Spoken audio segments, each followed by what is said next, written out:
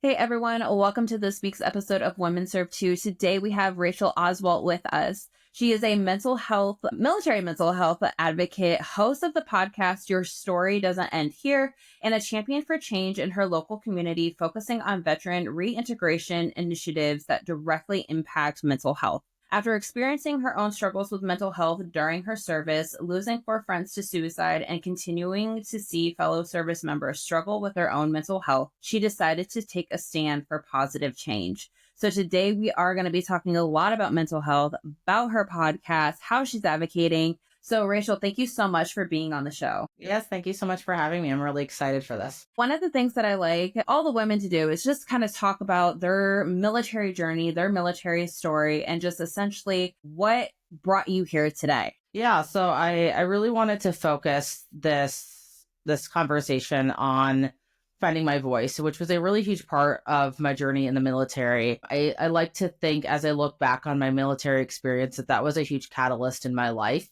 When I look back on who I was prior to serving in the Navy, I served in the Navy for 6.5 years.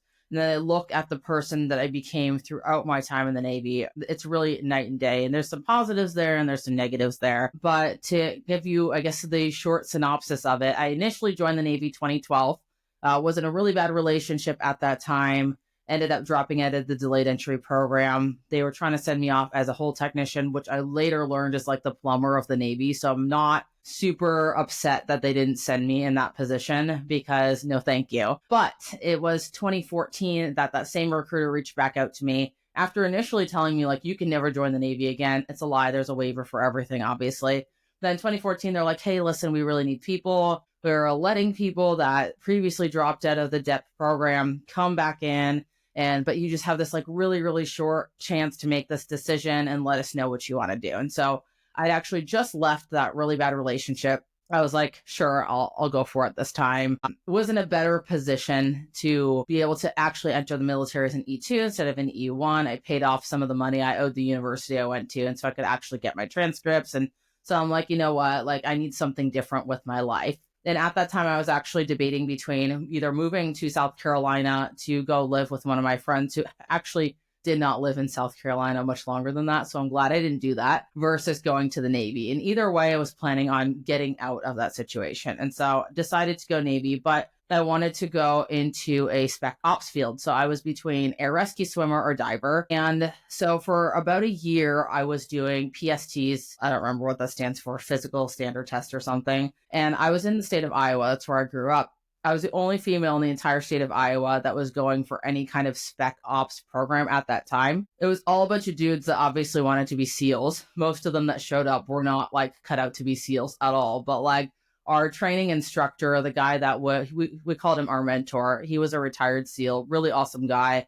And I felt like I learned a lot just in that year prior to me going to boot camp. I didn't end up actually picking up a contract for air rescue swimmer or diver. My run time just wasn't fast enough, but I ended up getting into the aviation field because of that. So what my recruiter or the people at MEPS or whatever powers may be did is they were like, well, let's push you out to the furthest ship date we can to give you time so that you can try to pass this PST, get into the job that you want. Then, oh, by the way, you can't do aviation because we accidentally didn't do your depth perception test at MEPS. So we need you to go back to MEPS and do a depth perception because for some reason prior to that, none of the aviation jobs were open. It's almost like they tweaked what they wanted me to do to get me in the job they wanted to get me into. Crazy. But so anyway, I ended up getting an avionics job because of everything kind of falling into place like that. Didn't like really passionately want to go into avionics. Didn't, decide this is my dream job. My recruiter was just kind of like, hey, I'm an AT. It's a really fun job.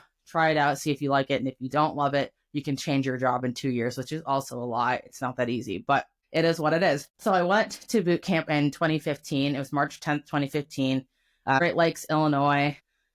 I would say that my expectation of the Navy versus what the reality was night and day.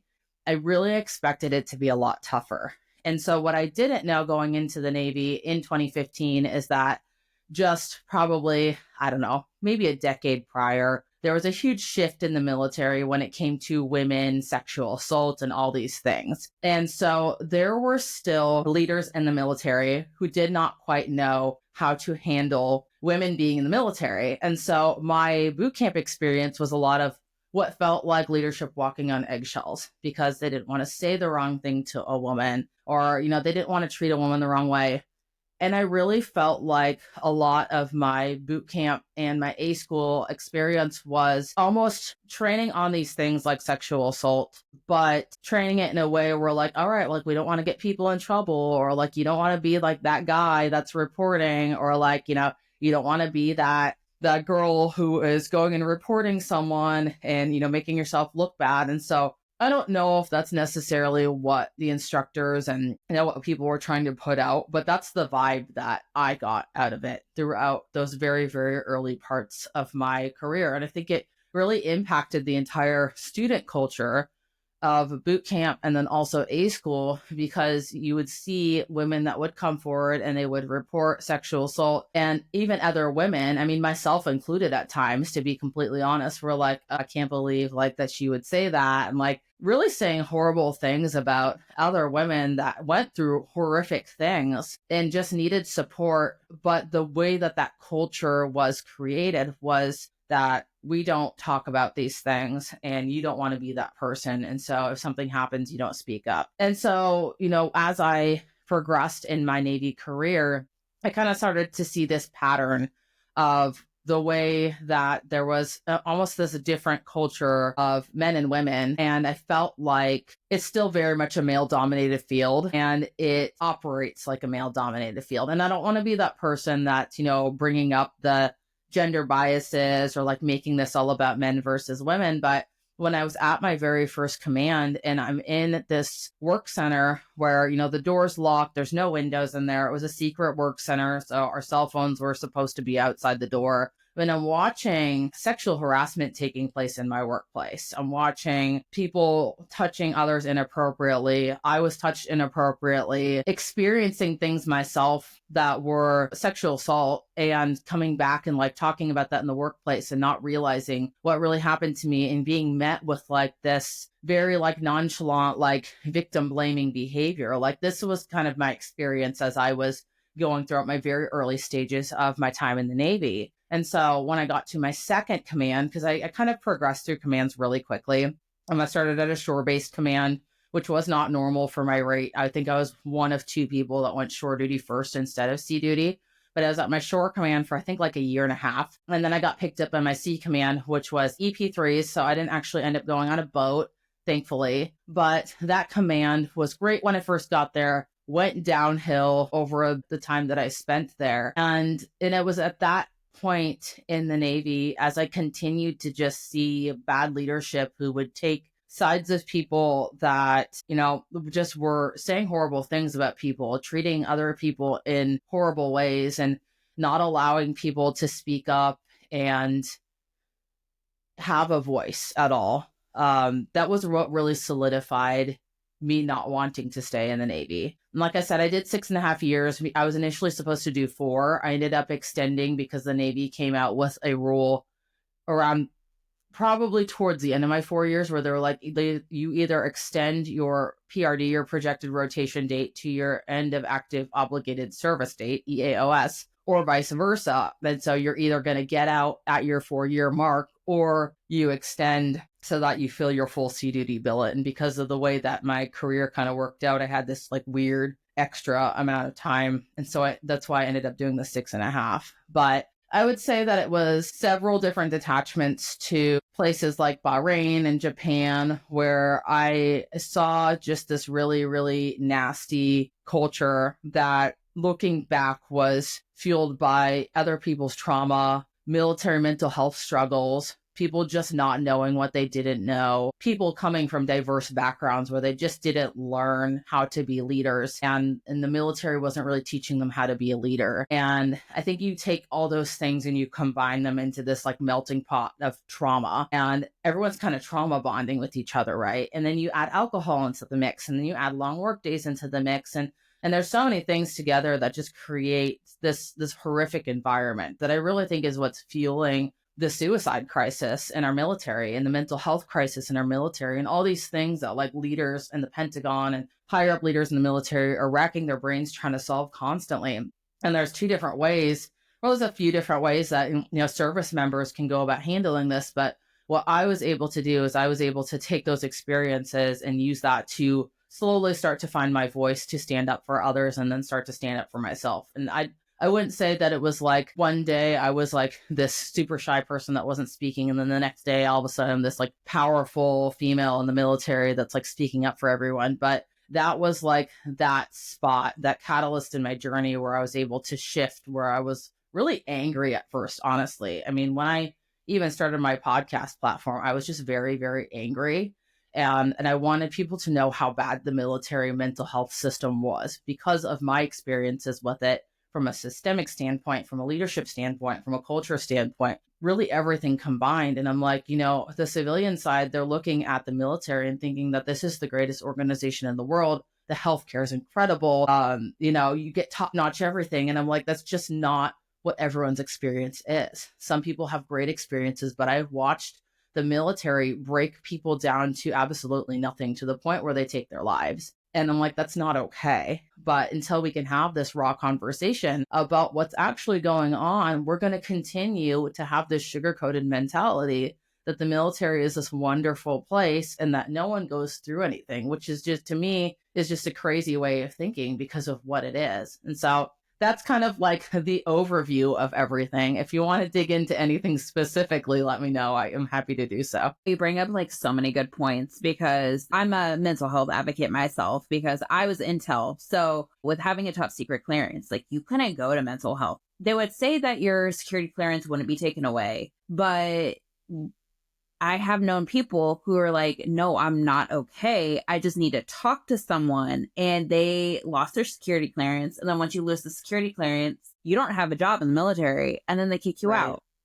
And another thing, like seeking out mental health, like it's so taboo. And I do think we're slowly getting better, but it's so taboo that people are afraid to say anything because they don't want it on the record. They still want the job. They just need a different outlet. And it is, I think, outside looking in, you're right. Like everyone does think the military is so great, but I myself have lost people to suicide. Like you're expecting people to go to war or go into some of these horrific situations and then experience these things, come home for 2 weeks R&R, not giving them really any resources, and then you expect them to be okay? Right.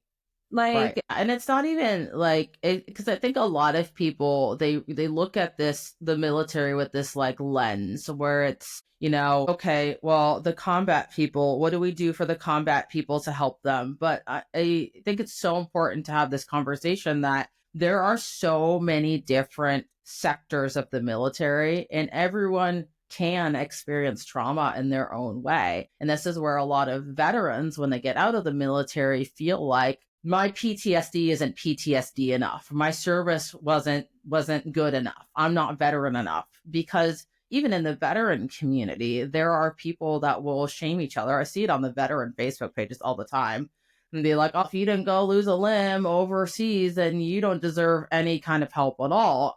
I think there are so many different challenges to tackle because you bring up a really, really good point with going overseas, and going overseas can encompass a million different things. You look at the people that were on the USS Cole or the USS Fitzgerald, and they had to close the doors on their friends while they were drowning at the bottom part of that ship to save the rest of the ship. You don't think that those people are also dealing with some kind of PTS or trauma? I mean, they weren't necessarily in a combat environment, or, people that experience MST or maybe just moral injury is a huge point too. There's so much that we're just not talking about. And we can't make it better if we don't talk about it. And that's why I think it's so important for people to share their experiences, because until we know all the different experiences that people are having, then we can't even start to have the conversation about how we tackle the military mental health crisis in the first place. Yeah, I 1000% agree with you. And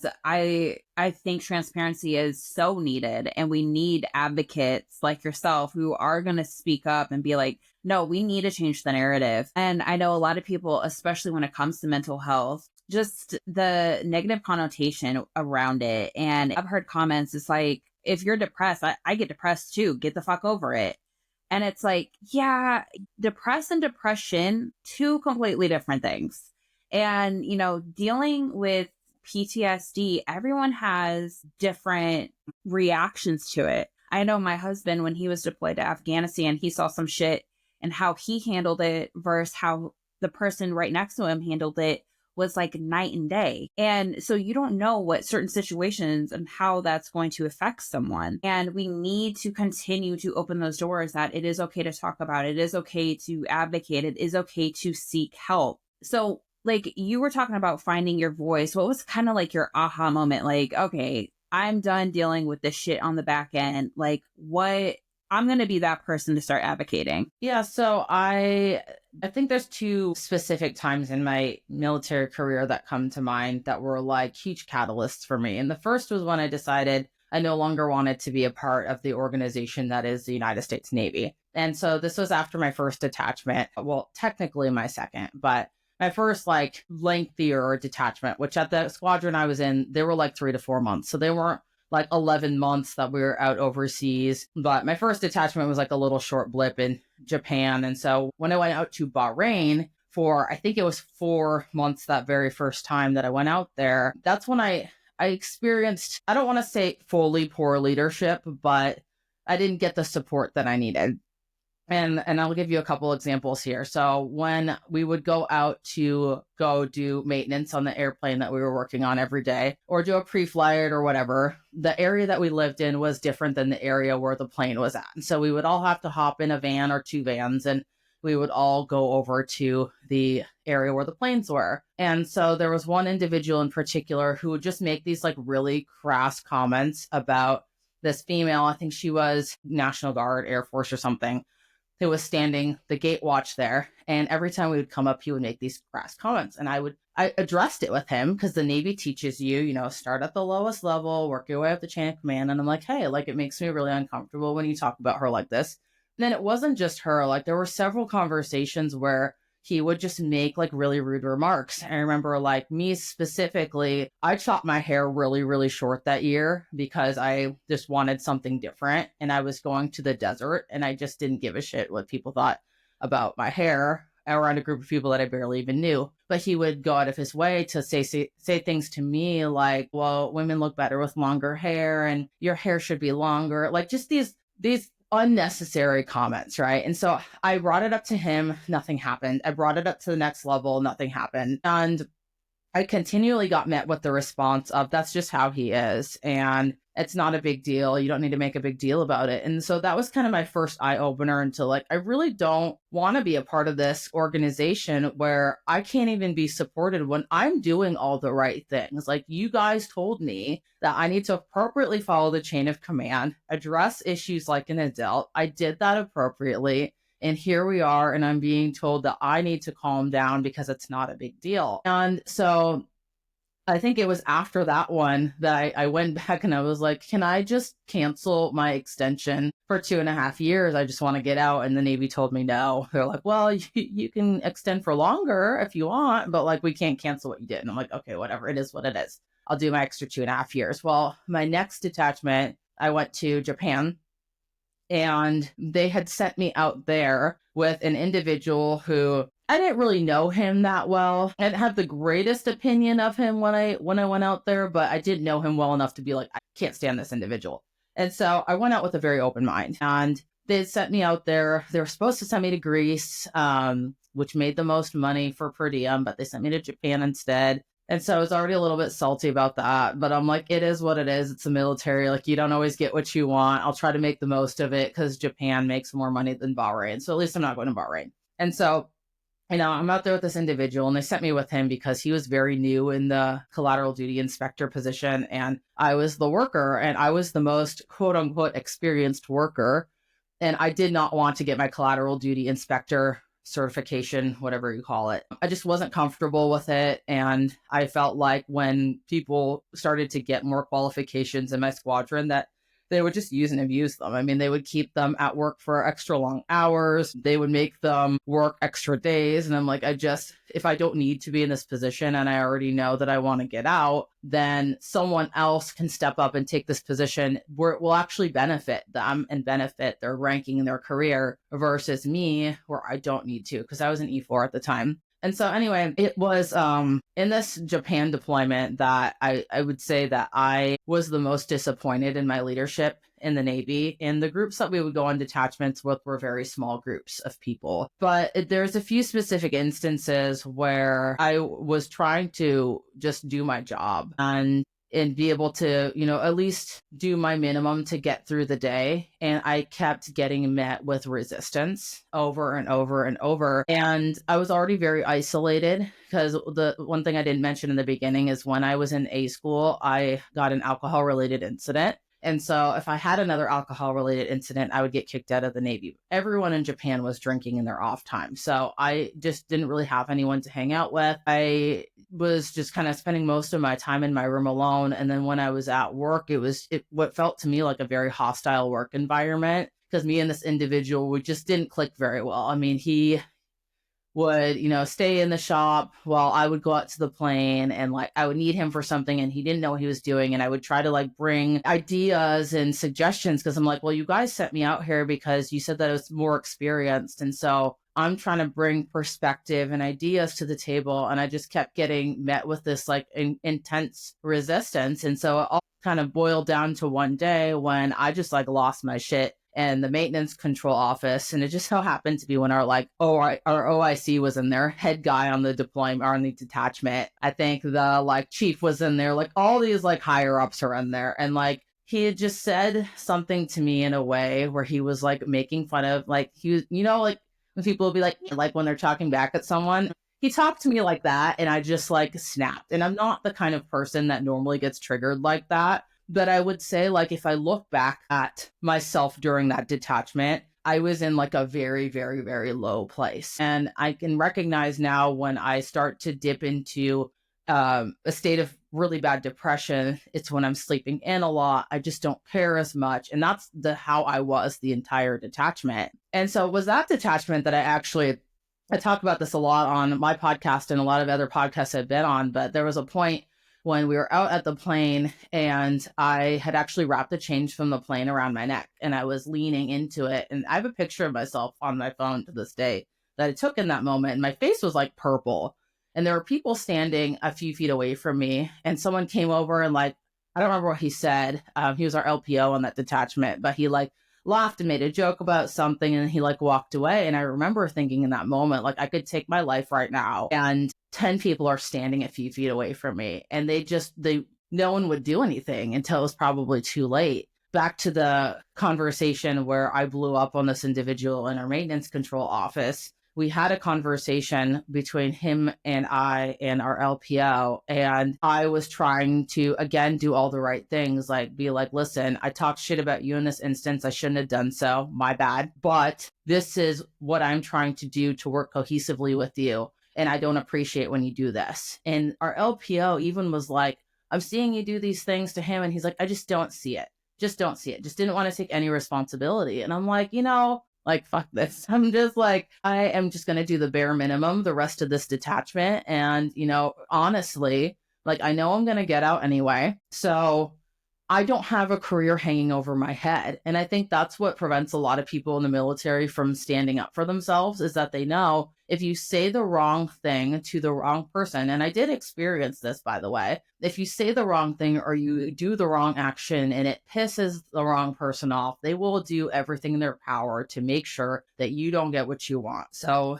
the way I experienced this is they didn't approve my tuition assistance because I wanted to go to school for my CNA when I got back from Japan, because I knew I was going to nursing school when I got out of the military. And for my community college, I needed a CNA to even apply for the school. And so my goal was use tuition assistance, come back, get my CNA. I have that certification now. If I wanted to work part-time here and there, I could, but at least I have the minimum to apply. Would not approve it. Would not approve it. Would not approve it because I hit E5 in Japan and they're like, oh, well, now you need your CDI. And so because I didn't have it already as an E4, which it was not a requirement as an E4, they were throwing all this bullshit at me for why I couldn't use my TA or whatever. My last day in Japan, I got written up because I was late to work. And it was like the only day that I was late, and I just slept in. I missed the phone call to my room. I walked all the way to the hangar, which was probably over a mile. Still made it in time to catch the plane, which was what I was supposed to do that day. And I got written up. And so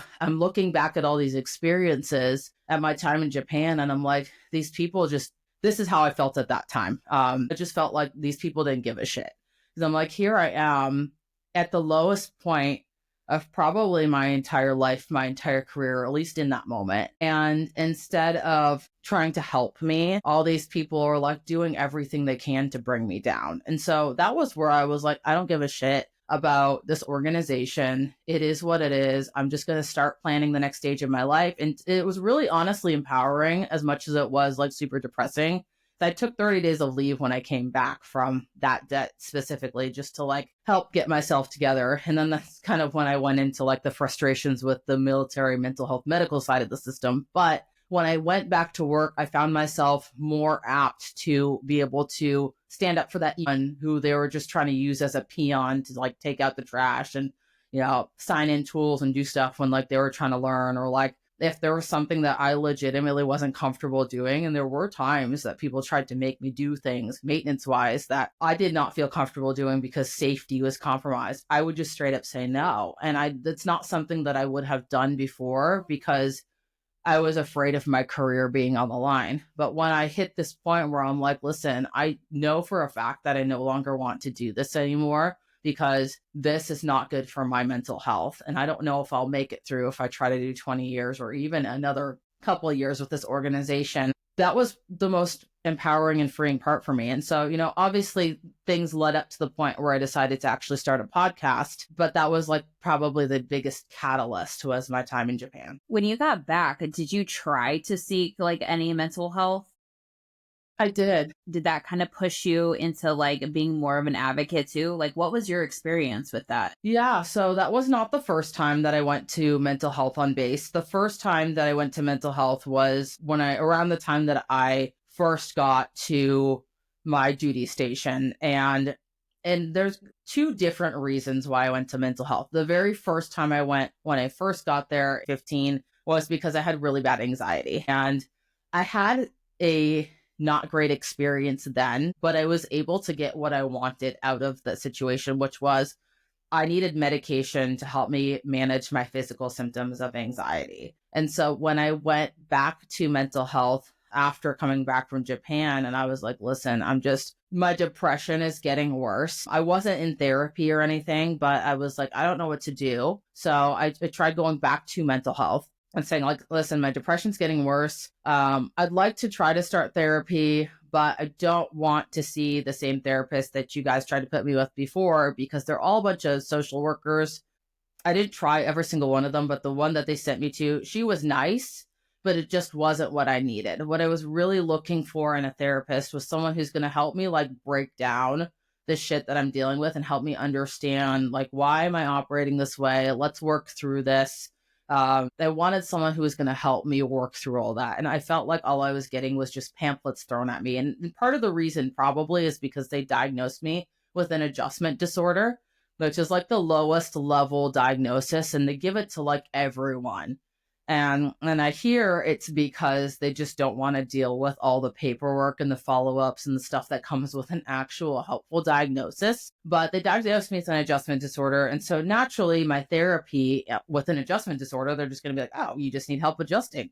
Here's this pamphlet. Go learn how to adjust. And it wasn't helpful. And so, you know, I just remember going in and talking to my psychiatrist because I had to see my psychiatrist every couple months to get refills on my medication. And he was this old man. He was a civilian and he never remembered a thing about me. This always irked me so much. Every time I would come in, he would try to like small talk about things that were like wrong every time. Like he'd be like, oh, your husband just got back from deployment, right? And I'm like, no, my husband's never served in the military. Tell you this every time, but like you can't even like make a note to yourself about these little things about me that make me feel like you actually care about me as a person. Like, I feel like I'm just a number. And so anyway, I remember at that time asking for therapy outside of the base. And I wanted to go see a therapist that was not affiliated with the military. I just was not comfortable going to someone in the military. And I remember that I got in an argument with my psychiatrist where he threw his hands up in the air at me. He told me that the wait was 30 days and that's just how it is. And it was such an interesting experience looking back on how much they gaslight people from a medical perspective, because even the people at the front desk were telling me, you can't find anyone outside of the base. Your wait time's going to be longer. And I'm like, that's interesting, because this place that it happens to be an hour away, but telehealth is a thing. And, I'll drive an hour to go see someone that's going to help me. They can get me in on Friday. I just need a referral. And they refused to write me a referral for it.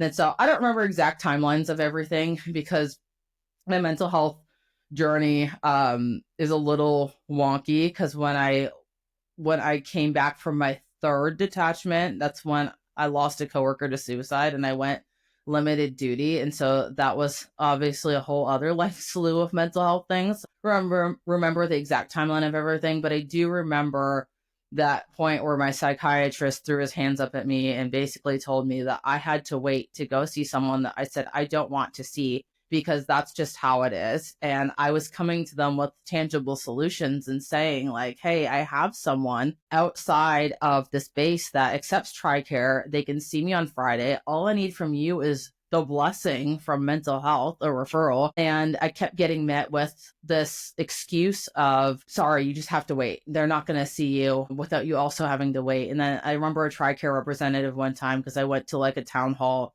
for the base with the CEO of mental health, CEO, whatever, all these like higher up people. And I told them my experience and how frustrated I was. The TRICARE lady's like, oh, we just like to take care of our own. And I'm like, but you're not taking care of your own, because I'm coming to you. You want solutions. Like, everyone that is a leader in the military always wants the complaint with the solution. They don't just want a complaint. And so I brought the complaint with a solution, and I still got met with what sounded to me at the time like, we're just trying to keep this in-house because we don't want people outside of our organization to know what's going on within the military. And so, yeah, that was that experience, and it wasn't great. And I was so frustrated by it, because I just wanted help. And I felt like my psychiatrist just kept trying to up the dosage of my antidepressant, which wasn't helping me. I wanted therapy, and I just wasn't getting what I was asking for. Yeah, I had a I wouldn't say similar, but I did have issues trying to get help. And it wasn't even for me. It was like we were dealing with a family situation. And I was like, maybe I should. And my family, like, there was family members that were struggling. And I was like, okay, well, maybe if I speak to mental health, like, as a person who wants to help my family members, like, maybe they'll give me some advice, or, like, whatever. I go there and I tell them like, hey, this is what's happening. It is affecting me because it's direct family. And they're like, okay, well, we'll have someone reach out to you. It took them over a year to reach out to me. And I wasn't even in the military anymore. I got out. I moved to a different state, and they're like, are you still interested in trying to talk to someone? I was like, if it was me and I was in a situation where, say, I was having suicidal thoughts or thinking about hurting myself, you waited a fucking year to even reach out, to even see if I wanted to speak to someone.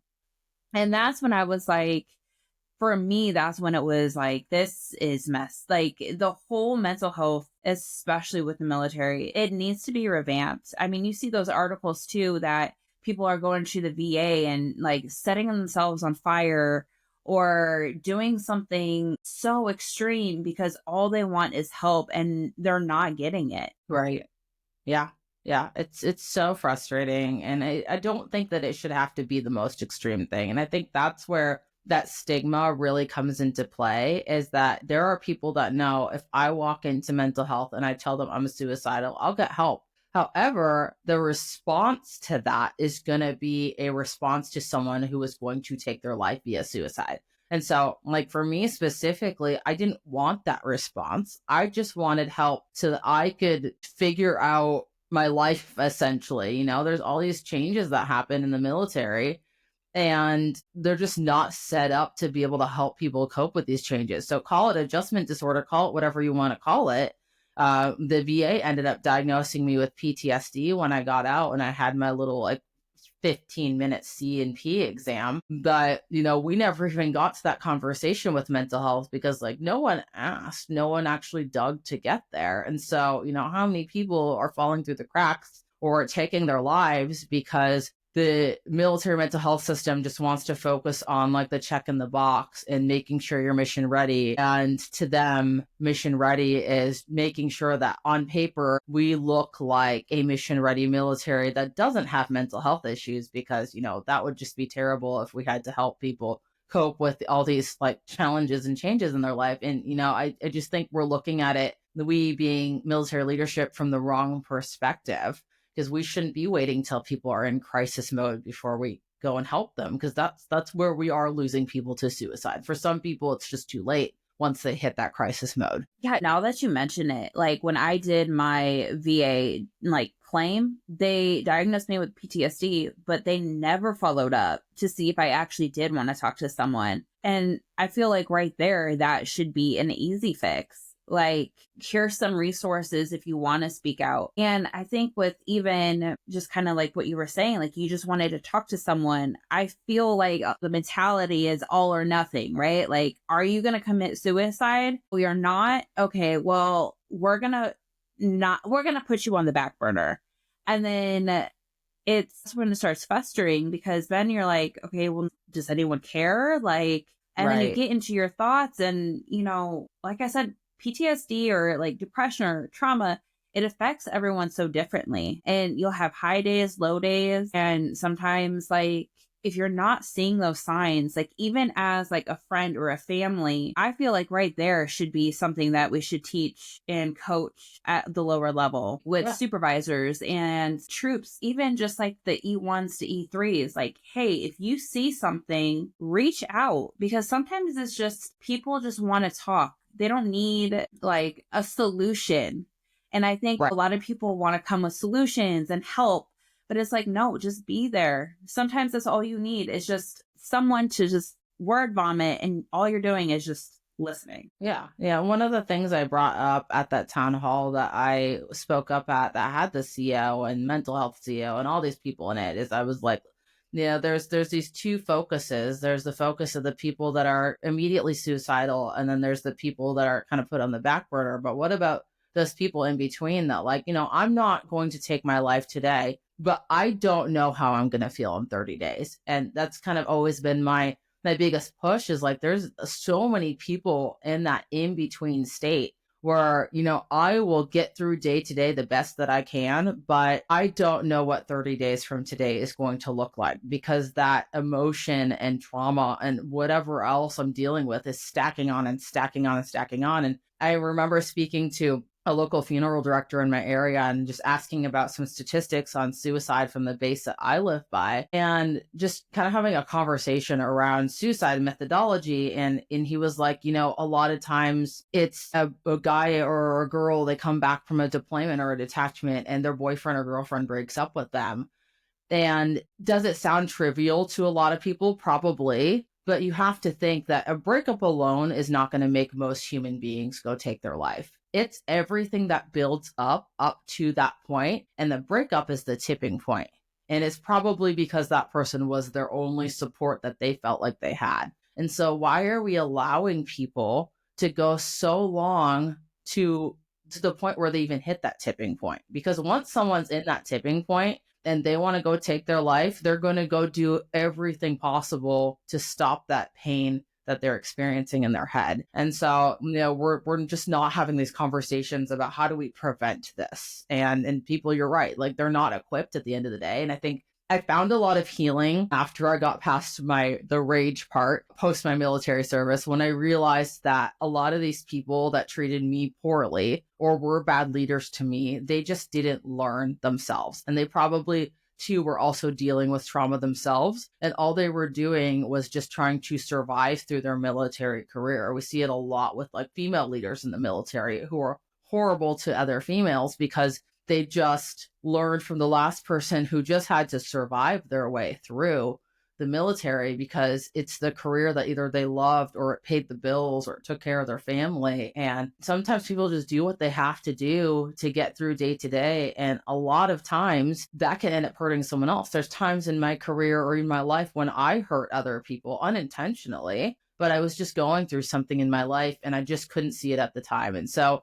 I think there's a lot of that. And so there's so many layers here. It's not just like a black and white. Yeah, we just need to implement one policy, which I think is usually where the mindset of the military goes. Is like, all right, what policy can we implement that magically everyone and every DoD organization is going to follow that's going to solve the mental health issue or crisis? And that's just not it. It's not that simple, unfortunately.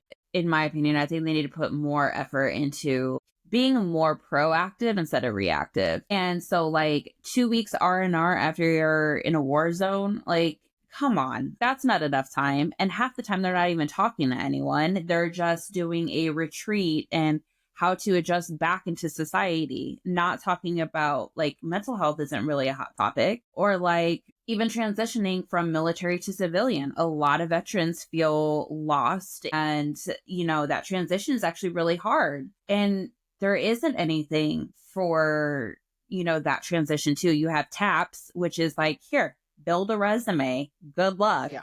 And then there's no mental health with how are you going to figure out how you're dealing with these emotions of your whole identity was the military. And now who the fuck are you?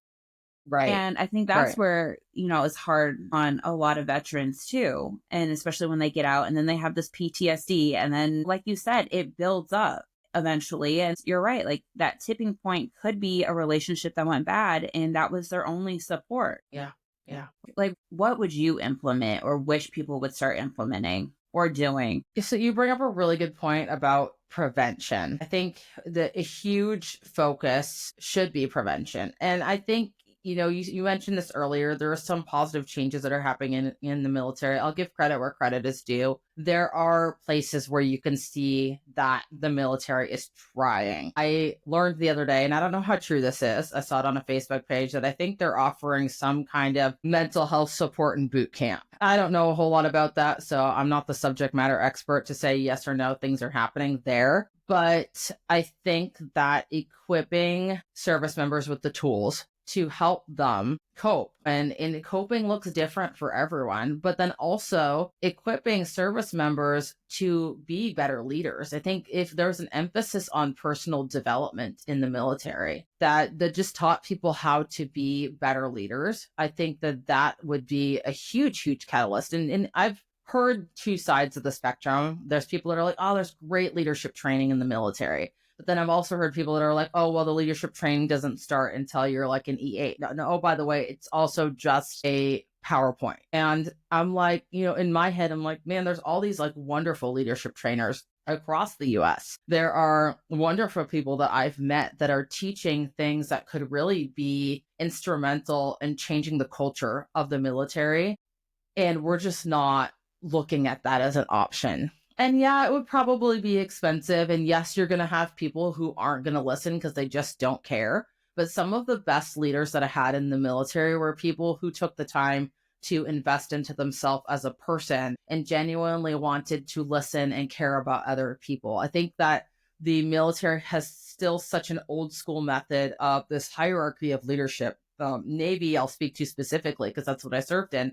But the Navy has had this outdated method for years of you take a test, and if you're a good test taker, you're a leader. Like, you can spend 4 years in the military, and guess what? Because you knew how to take a test, all of a sudden, you are leading hundreds of people. And our way of teaching you to be a leader and like the chief level is sending you to this like chief orientation, chief season or whatever. And I never made chief in the military. I only got up to E5, but I think that if we started telling people that you're a leader from the time that you join the military, you're not just one day you're a peon and then the next day you're a leader.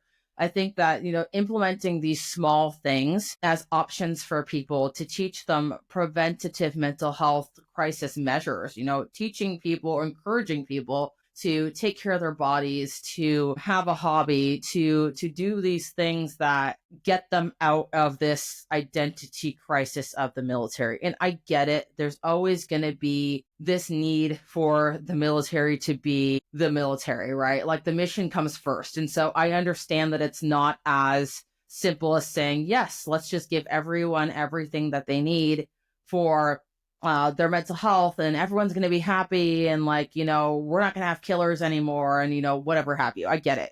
It's very complicated, and I can't even speak from the combat perspective because I never dealt with that. And I've heard different things from people that have served in combat. There are people that feel like they shouldn't focus on mental health when they're in a combat environment because it would distract them. And so, obviously my solution is not a one size fits all solution, but I think that if we started just exploring options that are looking at ways that we can prevent people from getting into a mental health crisis in the first place, I say all the time that it's really simple. All you need to do is just have a genuine interest in the people that you're conversating with around you. Treat people like people and humans like humans, and understand that at the end of the day, that people are what make the mission happen. So if you are losing your people to suicide because they are struggling so much and they feel like they have no one there, then that is a problem that needs to be solved. And so our solution isn't, well, let's just continue to hire more mental health workers and more social workers, because that obviously is depending on people to go to school, get a degree, want to work on your base and want to continue to work on your base. So what else do we do? Well, there are other solutions. When I was at my command, there were times when we could have given people time off to take a mental health day, but we decided to, have leaders that were like, nah, we're going to keep you here because back when I was coming up in the ranks, I had to stay at work for 12 hours a day, stuff like that, right? It's really a people thing and it's a culture thing. And so it's not necessarily that you're going to have an instruction that's going to change it.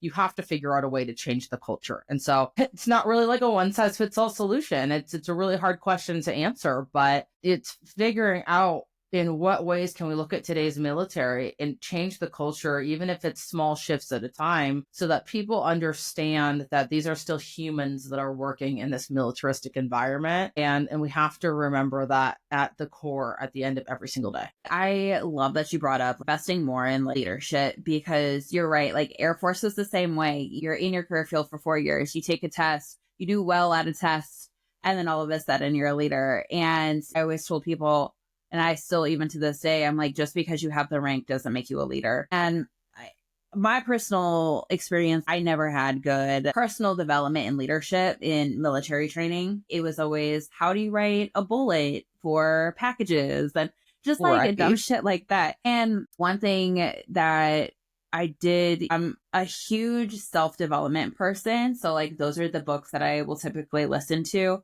because I never had good leadership in my career. So I was like, those are the people I don't want to be. So I would do everything I could to not do that and take care of my troops. And I think being an empathetic leader, I think would change a lot of things, because if you're investing in, first off, good leadership, people are going to be more prone to come to you. They're going to want to work and come up with solutions to make things better. And the environment is going to be better. And you could progress so much more. And so I do think investing in leadership and learning how to be empathetic could be so crucial. And you're right about the coping mechanisms, and the mission comes first. But I think if we also teach people those coping mechanisms when they are in a stressful situation, they could use whatever works for them, whether it's diaphragmatic breathing, or at the end of the day, doing meditation or journaling or whatever. At least they're doing something about it and trying to be proactive. And because you're right, mission's going to always come first, but that doesn't mean we can't teach these people these skills to cope with it. And then when they come home, deal with it. Right. Yeah.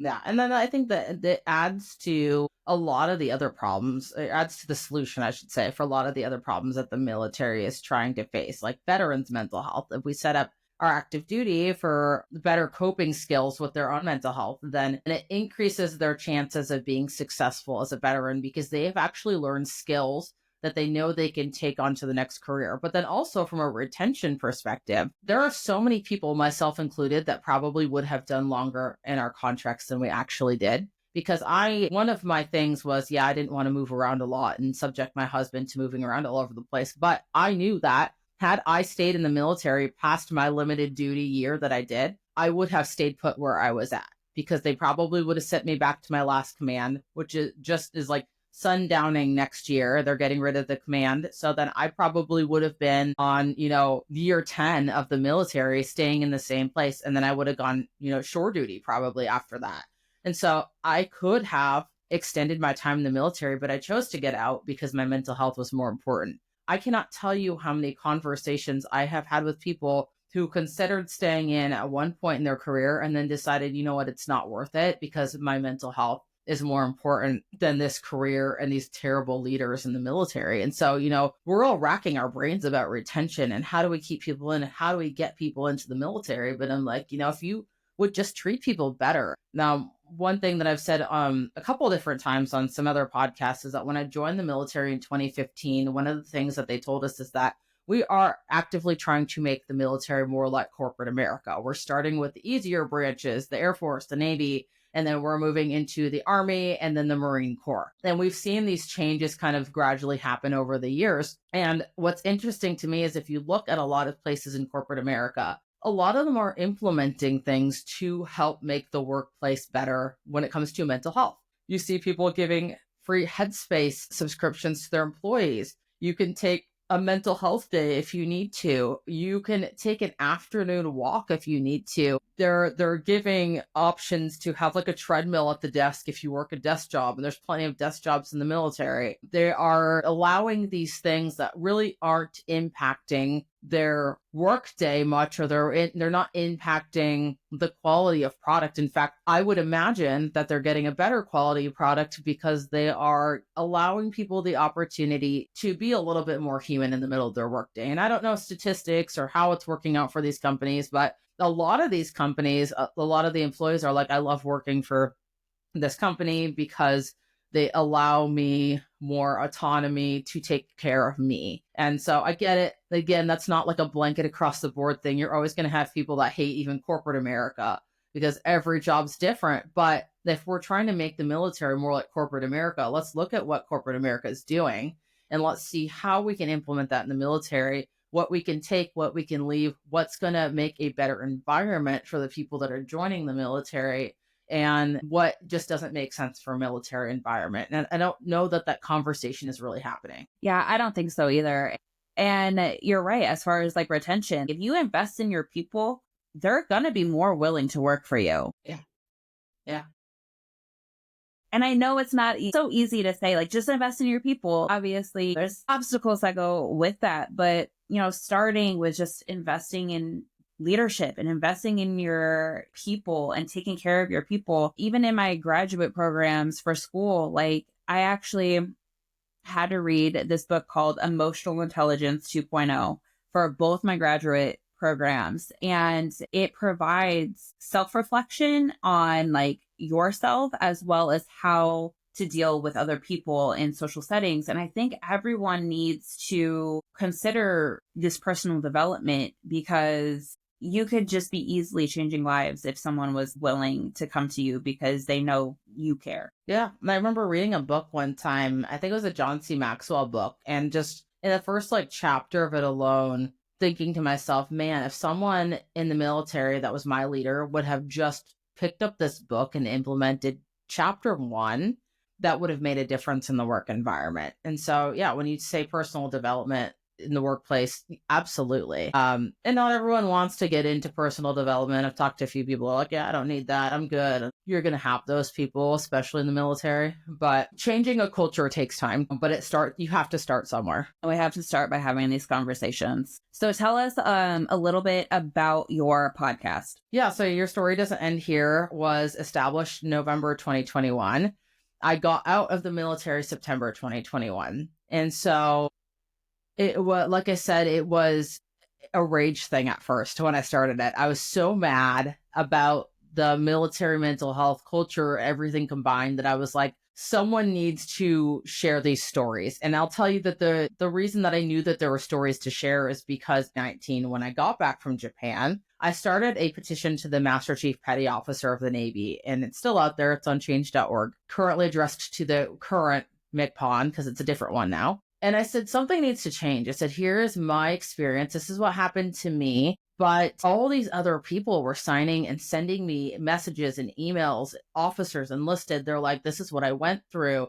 Thank you so much for sharing this and for speaking up, because something needs to change. And I'm like, holy crap. There are just so many people out there with a story to share that have never felt comfortable sharing their story, because like, where are they going to share it? And so initial thoughts was I could start a YouTube channel. YouTube's its own beast. Didn't want to do that. And so I actually had a friend of mine who has one of the top personal development podcasts in Australia, who was hosting a podcast class and was like, hey, teaching people how to do a podcast. And I was like, I'll check it out. Because I honestly, to this day, I really don't listen to a ton of podcasts for being a podcaster myself. But I was like, it could be an option, because it was audio only at the time. No one was really doing video yet. And so out of that class, I decided to just launch my podcast with what I had. And honestly, like, my podcast artwork was like something I created on Canva. I just kind of organically reached out in some groups and said, hey, this is the podcast that I want to start. Would anyone want to be a part of it? And I had a couple of people that were interested in it. And so I got interviews pretty easily. And then I just launched it from there. I did all my own stuff in the beginning, which got exhausting very quickly. But I've started to have people reach out to me and say, thank you. Thank you for sharing this person's story, because I really related to it, or I thought I was alone here. And then I heard this person's story and I was like, man, like, this is making an impact. And if it's not making an impact as far as someone in the Pentagon hearing these stories and actively wanting to create change policy, which is really my ultimate goal. We're not there yet, but that'd be my ultimate goal. Then at least I know that someone feels less alone because they heard someone else's story. And so that's what fueled me to keep going. And so every Monday, 5 a.m. Eastern, I was putting out an episode. I'm now to every other Monday as of like September of this year. I will eventually go back to every week again. But yeah, the catalyst for it was just sharing people's stories, because I felt like there was not a platform out there where people were just able to authentically share their story of what happened to them in the military when it came to their mental health. And anyone that has sat through any kind of like all hands call in the military knows that when the higher up guy shows up to speak to all the enlisted people and they're like, yeah, openly ask your question, they're filtered. Like, no one's in there usually. No one is in there actually asking the questions that they want to ask, because there's so many people in that room and the chain of command wants to make sure they look good. And like, even when I did my petition to the MCPON, my command was so worried about how they looked to Big Navy, as opposed to making sure that my needs were taken care of. And it wasn't even about my command. It was just about my experience in the Navy as a whole and military mental health as a whole. But, no one had this place at the time that I knew of where they could just share that story. And I felt like the world needed to know what people are and were going through in their military service, because it's not as great as it looks from the outside. Yes, there are great experiences, but no one's hearing about the bad ones. And what I have realized, even in my own community, still to this day, people don't realize that suicides happen on the base here, is that if people don't know about it, people think it's not a problem. And so that's why it's important to have platforms like this where we have these conversations, because otherwise people just think, oh, well, it's not in the news, it's not in the media, so it must not be happening, which could not be farther from the truth. But that is such a valid point, though. Like, if people aren't hearing about it, they don't think it's a problem. And like I said earlier, having these conversations, having these platforms, it is crucial to change the narrative and hopefully policy change. Yeah. So where can people find you to connect with you? Yeah, so my website is YSDEH. It stands for Your Story Doesn't End Here. There are links to most of my social medias on there, but on any of the social media platforms, mostly, not TikTok, but we're not on there. But if you just search _YSDEH, you can find me on there as well. Well, Rachel, thank you so much for being on this episode. Any thoughts? I think that the women's perspective of the military, and that's why I appreciate platforms like this, where we can talk from a very niche, but not niche perspective of the military, is such an important one to have. And I think that as more women are starting to speak up and share their stories and share their voice and what happened to them, we are breaking our own stigma. And when we talk about mental health, like that's its own thing, but like women's issues in the military and as a veterans, and the women's mental health as veterans and as active duty, I mean, that's its own whole beast right there. And so I just wanted to say that, like, if you're a woman or you're not a woman and you're listening to this episode, that you are not alone in what you have experienced in the military. There are so many people that I have talked to that have experienced so many similar things. And it's really sad because a lot of those similar things are horrific things. But I see on the internet a lot too, where women are like, hey, I experienced MST, I experienced a miscarriage or something where I didn't feel supported and I just feel like I'm alone. And I just wanted to say, if there's any last words that I could leave the women that are listening to this episode with, is that you are absolutely not alone. The men, if you're listening to this episode, you are not alone as well. But I really, really wanted to speak to the women today in closing and say that, you've been through something, know that there is someone else that has been through that too. And the support is there. Sometimes we have to reach out and it's uncomfortable, and I get it. I get very, very uncomfortable reaching out for help myself, but you're not alone.